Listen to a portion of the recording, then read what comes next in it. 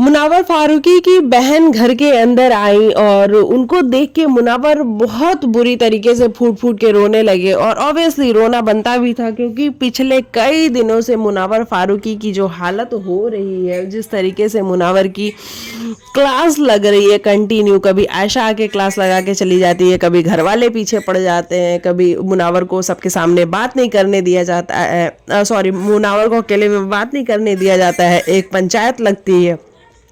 तो ऐसे में मुनावर का टूटना बनता था और अपनी बहन को देख के मुनावर बहुत बुरी तरीके से टूट गए और उनको देख के घर वाले भी रोने लग गए। ईशा, अंकिता, अभिषेक की बहुत बुरी हालत हो गई। अभिषेक कंटिन्यू उसके आंसू रुकने का नाम ही नहीं ले रहे थे। आप सबको पता है कि अभिषेक बहुत इमोशनल है, भी उसका एक साइड हमें देखने को मिला है इस शो के अंदर, एक अग्रेसिव साइड है, एक इमोशनल साइड है।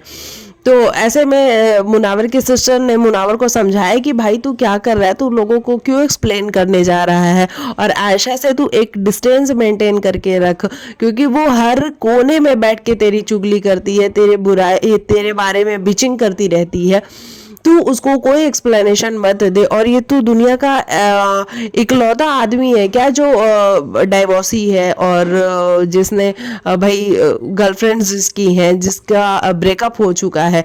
तू इकलौता नहीं है ना, तो लोगों को इतना एक्सप्लेनेशन क्यों देने का। तू सही है, तू अपने स्टैंड पे खड़ा रहे, तू सही है। इस तरीके की बातें कुछ उनकी बहन ने उनको समझाई हैं। अब देखना है, बड़ा दिलचस्प होगा कि क्या मुनावर को ये सारी चीज़ें समझ में आती हैं या क्या कुछ होता है। बाकी इस बार तो आयशा की क्लास लगाई गई है, वीकेंड के वार पे करण जौहर ने लगाई है, और मुनावर फारूकी को कहीं ना कहीं ये कहा है कि भाई आयशा ने आपके साथ जो भी चीज़ें की वो उनको नहीं करनी चाहिए थी, बाहर की चीज़ों को नहीं लानी चाहिए थी। अच्छा देखो, बिग बॉस खुद ही कहते हैं कि बाहर की चीज़ों को मत लेके आओ, और फिर बिग बॉस खुद ही बाहर की चीज़ों को खुद घर के अंदर लेके आते हैं और कहते हैं कि यहाँ आके लड़ाई झगड़े करो। मतलब आयशा बाहर की ही तो लड़की थी ना, उसको बाहर की इंफॉर्मेशन थी और वो बाहर की चीजें ही घर के अंदर लेके आई थी।